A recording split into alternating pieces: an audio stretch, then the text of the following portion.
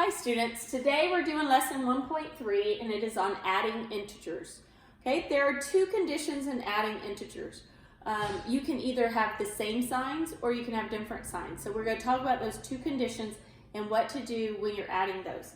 I don't teach this exactly how the book is teaching it step by step.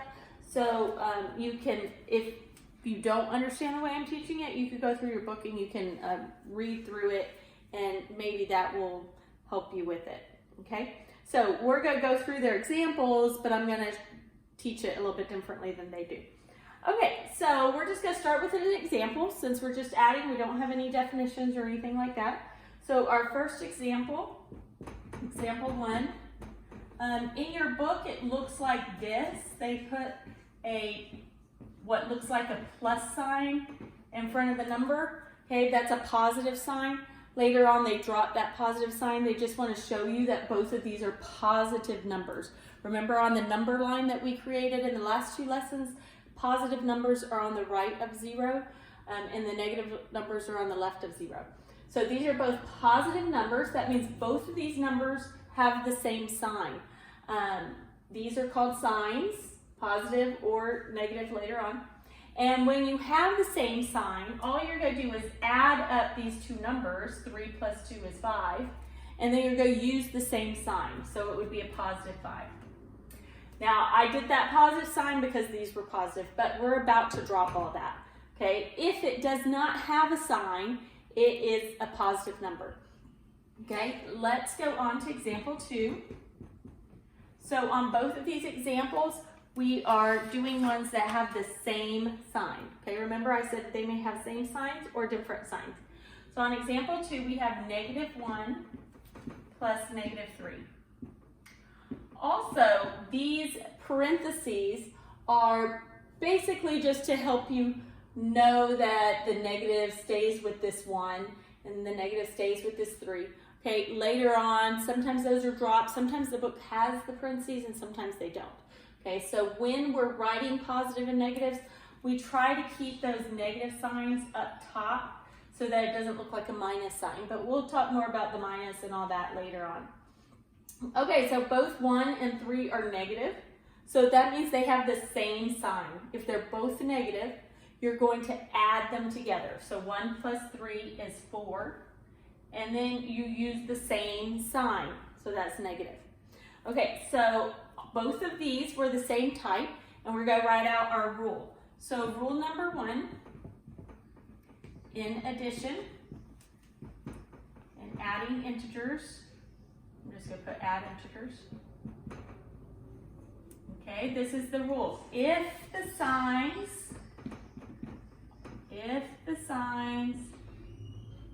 are the same,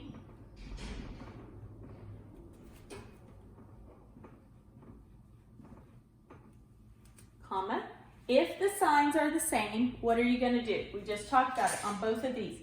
You add, and notice I'm going to put this in all caps so that you remember. If the signs are the same, you add and use the same sign.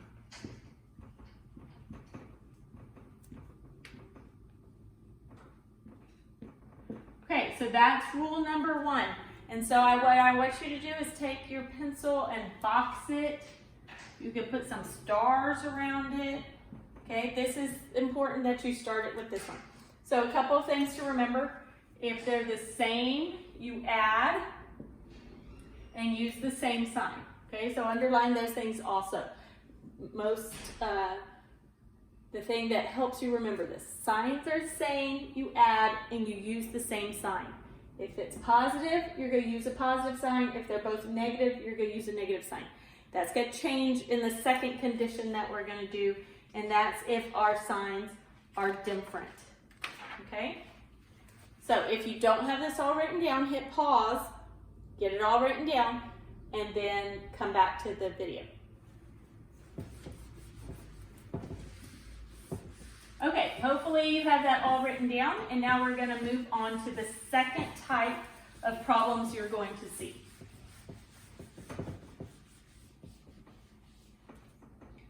Okay, so example 3, we're going to have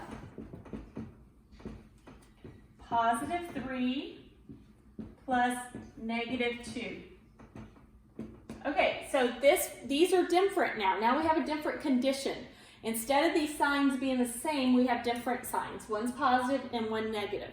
So when the signs are different, you're not going to add them this time. Okay, this time we're going to subtract them. So we're going to subtract 3 minus 2. And you're always going to subtract the absolute value, which I'm not going to go into a whole lot on here because I feel like that confuses kids. So instead, I want you to think about them without their signs, and you just subtract the big one minus the small one, okay, without their signs. So 3 minus 2 is 1. And then you're going to decide on its sign. Well, you're not going to decide. It's going to decide for you. From whichever one has the biggest number without the sign, okay? Because we know a negative is smaller than a positive. But without the signs, 3 is the bigger number. So my answer is going to be positive. Okay? So what they're saying is the number that's the biggest with its absolute value, which means you're only looking at its positive. Okay, let's do one more.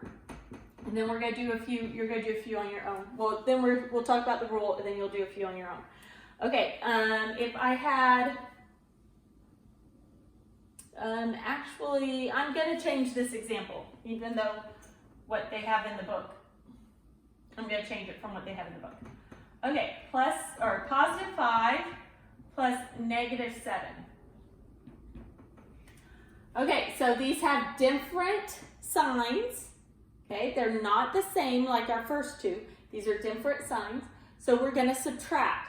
So I'm going to not look at their signs. I'm just going to look at the 7 and the 5 and say, what is 7 minus 5? Notice I did the bigger number first, 7 minus 5, the bigger number without its sign.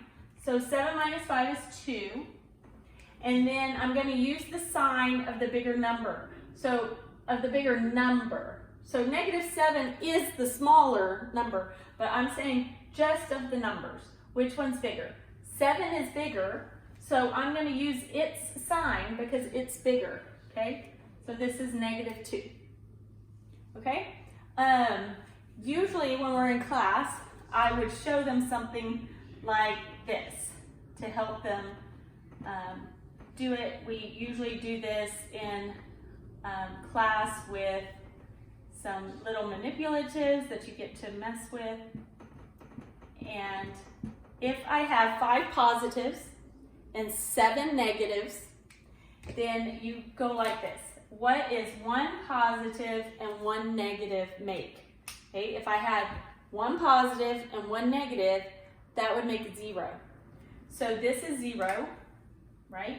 And this one's 0, and this one's 0. All of these are going away because they're all zeros. This one's 0, this one's 0. But look at what I get left. I have 2 left that are negative. So my answer was a -2. Positive 5 plus -7 is a -2. That's all I had left after all of these marked out. Okay? So we made 0 pairs. That's what these are called, 0 pairs. And that's all that was left. So see why the number 7, that's bigger, just the number 7 is bigger, because if I had 7 negatives, I'm going to have some left over, of course. If I only have 5 positives, then I'm going to have the leftovers of the negative number. Okay, let's write our rules for this one. So this is rule number 2 for adding integers. And this one says, if the signs, rule number 2 is if the signs are different,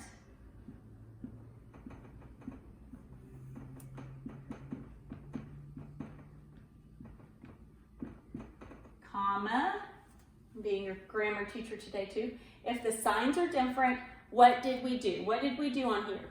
When the signs were the same, we added.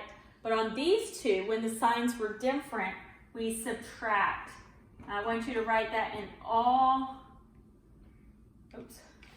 capital letters. Just trying to write subject. Subtract.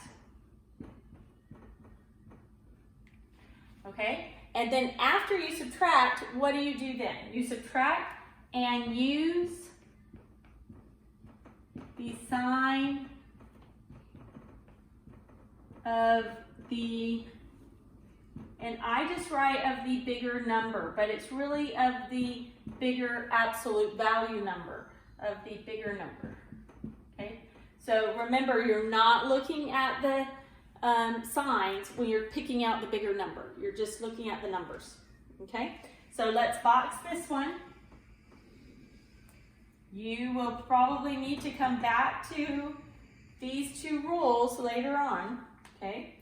And that's all you need to know for today are those two rules, are the two rules for that. Okay, we've done 4 examples. We're going to do 3 more together, and then we're going to do 1 more section that we're going to talk about. Oops, I didn't mean to erase that top part. Okay, so example 5. These are going to be examples that you do on your own, and then you're going to come back to the recording. Okay, example 5 is -1 plus -3. Okay, what I want you to do is hit pause, do the problem, and then come back and hit play. Pause now. Okay, now that you've unpaused, you should have an answer to this problem. You ask yourself, are the signs the same or are they different? These signs are the same, they're both negative. So I'm going to add. So if you look at your 2 rules, which I already erased, usually I have them still up on my board when I have a big board. You look at those 2 rules that I gave you, and you say the signs are the same. So I'm adding 1 plus 3, I get 4, and I use the same sign. So this sign is negative. Okay, I also like it when papers are done neatly. So on your homework, I'd like you to box your answers, and that helps me see that negative sign. So do you see how it could possibly, if I had written it like this, how it kind of gets mixed in with that equal sign? So try your hardest to make sure that I can see your signs, okay? If I don't see it, then I assume it's positive, and it could be wrong. Okay, next one, example 6. Example 6 is 8 plus -3. 8 plus -3. Okay, hit pause and work the problem and then hit play. Okay, now that you've worked this problem, you should have looked at it. Notice this one didn't have the little plus sign because remember I told you later on they were going to drop that. So this is +8. It doesn't have any sign, that means it's positive, and this is negative. The signs are different, so we're going to subtract. 8 minus 3 is 5. And then we're going to use the sign of the bigger number. Which one is bigger? 8 is bigger than 3, so we're going to use the positive sign. We do not write out the positive sign. That was just to get you started with the negative and positive numbers. So your answer should have been 5. I hope everybody got that one right. Okay, last example. We're going to do 4 plus -10. Okay, hit pause and work this on your own and come back and hit play. Okay, everybody should have worked this already.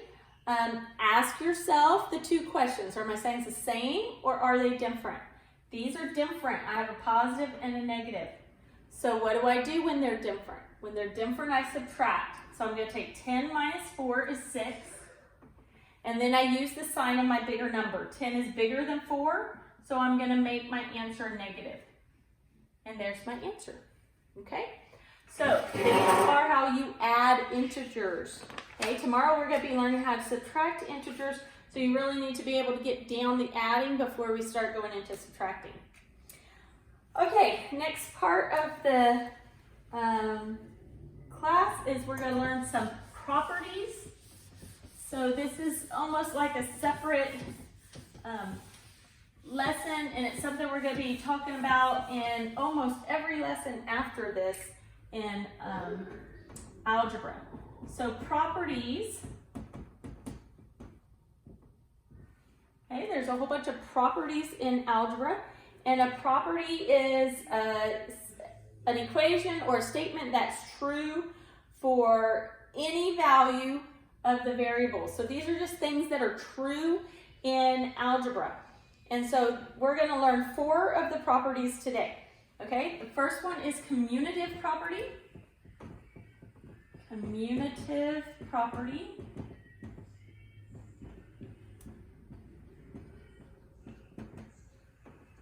Okay, and I'm not going to write down a bunch of the definition. I'm just going to show you some pictures of what it means. A commutative property means that if you have A plus B, that is the same as or equal to B plus A. Okay, so in other words, it doesn't matter what order you're adding something in. If it's adding, it doesn't matter the order. Okay, so you can have A plus B or B plus A. So with numbers, that would mean 1 plus 3 is the same as 3 plus 1. So what is 1 plus 3? It's 4, right? And what's 3 plus 1? 4. So does 4 equal 4? Yes. So if you see this, and you'll see some in a little while, if you see something like this, you're going to say, oh, well, the commutative property tells me that this is true. Okay, later on you're going to need it because later on we're going to be switching things around and you're going to say, wait, is it okay if I do that? And the commutative property tells you, yes, you can switch numbers around if you're adding. Okay, actually this is the commutative property of addition. I'm sorry, I forgot that last part. Okay, so that's important that you put on that addition. This is for addition only for the commutative property. Okay, the next one is called associative. Associative property. Remember, we're going to have 4 of these. Of addition. Associative property of addition. Okay, associative property has to do with parentheses. So this one tells me that if I have A plus B plus C in parentheses, that can be the same as A plus B in parentheses and C later. So if you go back to your math before this, you should have learned order of operations. Order of operations tells you to do what's in the parentheses first, right? So this is telling you if this is all addition, that's why we have addition up here. If I have all plus signs, then it does not matter if I have this in parentheses or if I have this in parentheses, I'll get the same answer.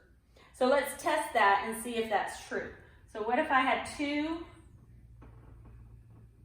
plus 9 plus 4 in parentheses?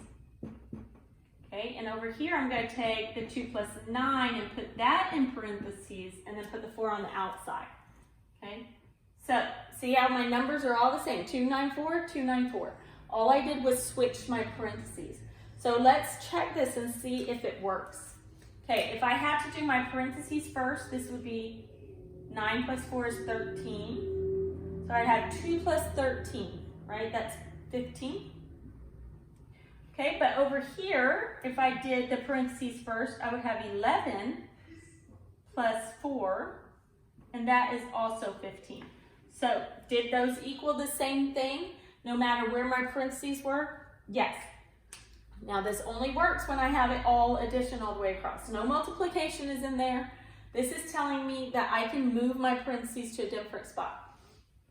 So later in algebra, when we're trying to learn to solve some equations, it might be easier to solve those equations if the parentheses were in a different spot. And this is telling me that I can do that. I can move them if everything is plus.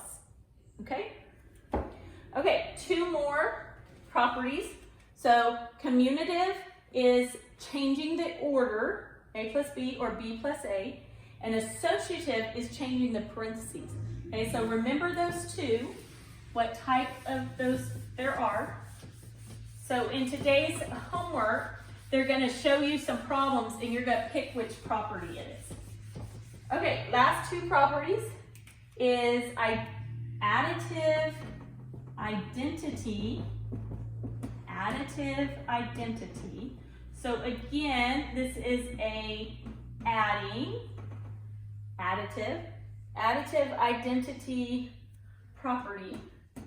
And a lot of times we just abbreviate property with prop. Okay, so the additive identity property tells me that if I have A plus 0, the answer is going to be A. Okay, so A plus 0 equals A. Let's do that with a number. If I had 9 plus 0, that would equal 9, right? They're telling you that if you add 0 to something, it's not going to change. That's what the additive identity property is. Okay, so later in algebra, all of this, you might think, why do I need to know this? Later in algebra, we're going to need to be adding 0 to things to make it easier to solve the problems. And this tells me that I can do that without messing up my problem. I can add 0 to it, and it's not going to change this number, right? If I add 0 to 9, it's not going to change this number. Okay, and the last one is additive inverse property. Additive, oh, my board is shaking. Additive inverse property, or just prop for short. Okay, so additive inverse property tells me that if I have a number and I add its opposite or inverse. Inverse is another word for opposite. So maybe down here you could kind of write in parentheses opposite, since we just learned in lesson 1.1 about opposites.